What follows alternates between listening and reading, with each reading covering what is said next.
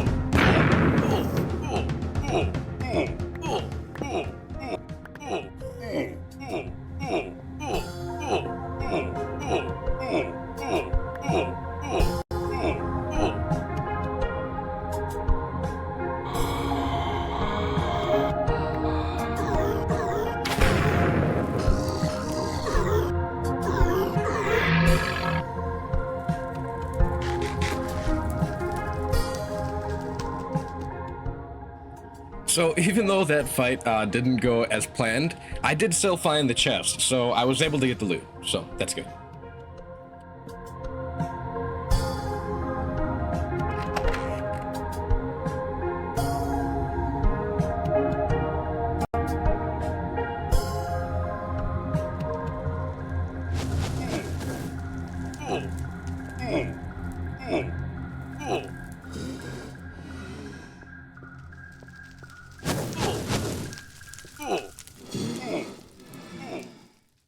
Okay, so you might see me punching the map, and this is just a result of the poor offhand system in Indev Plus. It can be versatile, like, because you can hit with your offhand, but that also means that you end up hitting with your offhand a lot more than you mean to. So when you try to hit with your main hand or you try to place something, I end up placing my map all the time. So it's a little annoying, but at least there's an offhand system. It's rarely an issue for me though, because I am really skilled at the game. Anyways, because of my immense skill, I decided to change the texture of the Damascus texture so I could actually see it better, because I noticed in the last video I actually missed one. I forget exactly where it was, but if you watched the last video, you probably noticed, but I don't know how I didn't notice. So I'm like, okay, you know what, not happening again. I am going to just make a custom texture so I can always see it. And it actually helped me pretty well, because I don't think I ever missed Damascus again. So, there you go.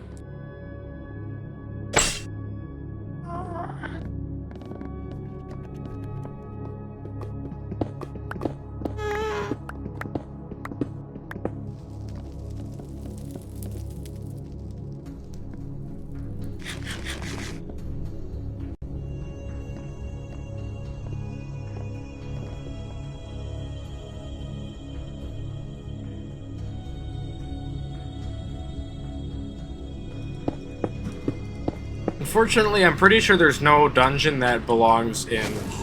Holy crap.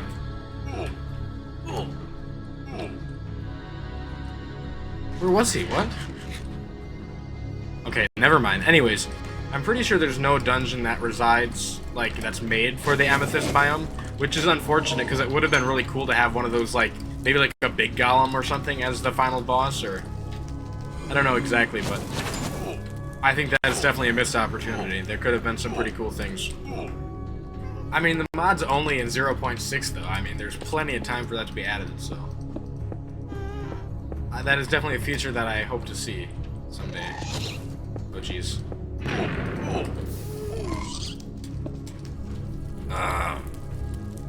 Okay, where are you? Hello? Where are you? What the hell? Oh, here you are. God damn it, dude. I'm actually gonna die. You're gonna kill me.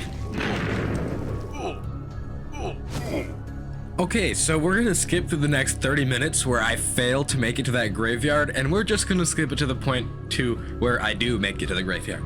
Because, honestly, it was painful to do and it was painful to watch, so I'm not gonna share that. I wanna check that out before I check the graves out, because that looks interesting.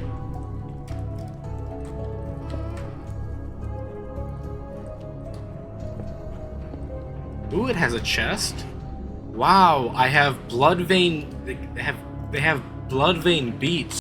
My favorite.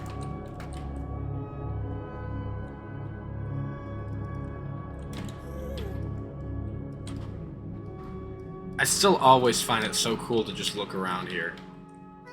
Okay, time to look at the graves. Go grave robbing, maybe?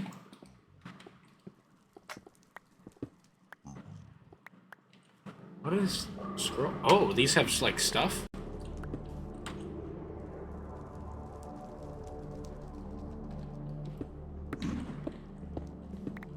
Ooh, hi, dude. Hey, sorry that I'm grave robbing you. I just noticed that you had some cool stuff, and I kind of wanted it, so it's mine now. Okay, well, I'm not gonna complain. This is actually some nice loot. Oh, that's not.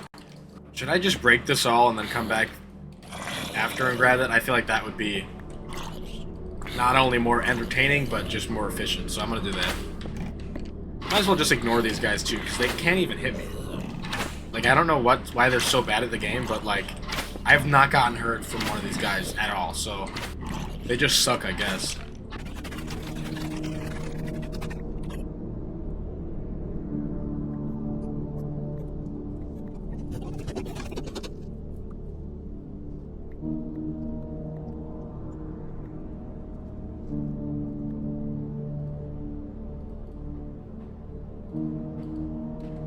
Okay, well that was pretty cool, actually. I really liked that. That was a neat little... it's a nice little find. I actually have not really seen many of them, and I've been quite... I mean, I haven't explored a ton, but I've explored a decent amount, and I have not seen any more of these. So, I mean, I would say that's a pretty nice, relatively rare find. I would definitely say it's fun. Cool little addition. You get some gems. Like, I have really... Sapphire is one of those gems that I really don't see a lot. I don't think it's in the pyramids, and that's basically my main source of gems. So, yeah. Finding sapphire in these is pretty nice. Come on, where are you, buddy? Let me shoot you in the face.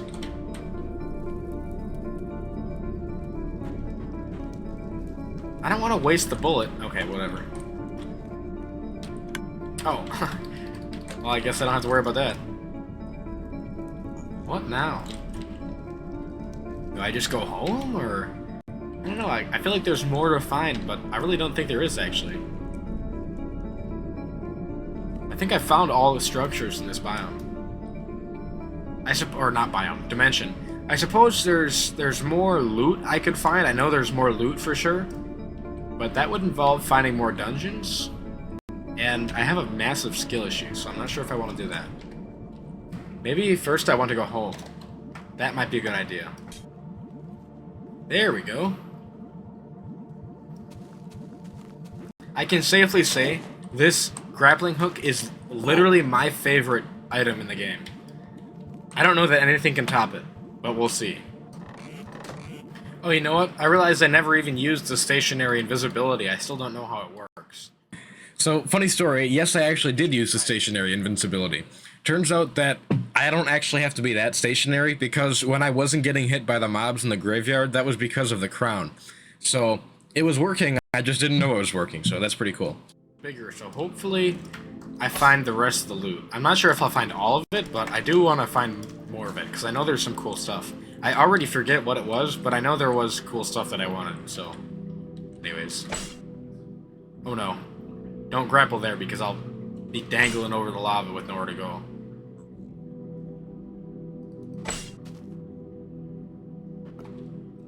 This isn't much better, but... Okay. It actually might be a good idea to have some of that blood vein stuff. Did I already put it away? Oh, I did. Did I? Where? I didn't think I did, but I guess I did. But yeah, I think it would probably be a good idea to keep some of the blood vein beats, I think they're called, on me. Because, you know, if I'm bridging over lava or I'm in literal hell, it could be useful to have fire resistance on demand if I needed it. And I have no idea where my fire resistance potions went. Probably in one of my 10,000 chests that I have. Scattered all over the place. Okay, let me get these guys from afar. Oh, or not. How can you blind me from this far, buddy? Come on, buddy, really? It did explode.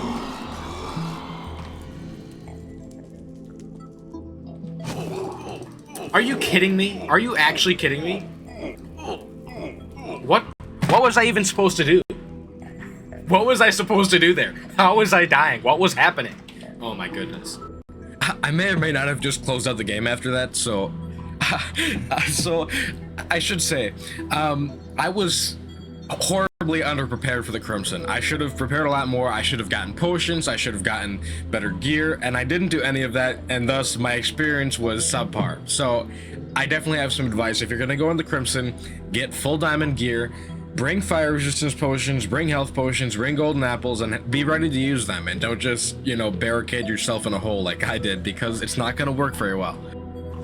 Anyways, after that, I decided to go exploring in the overworld for a bit so I could find a bunch of keys so I could go back to the Nether and use them there to get the loot. However, I ended up just exploring for hours and hours because it's fun, and I've shown a lot of time lapses like that before, and it's not much different. Basically, I just went around with a map and I explored a bunch of areas. So for the sake of not making this video 3 hours long, I'm not going to include time lapses of those, but basically, if you've seen my other videos, you've seen this.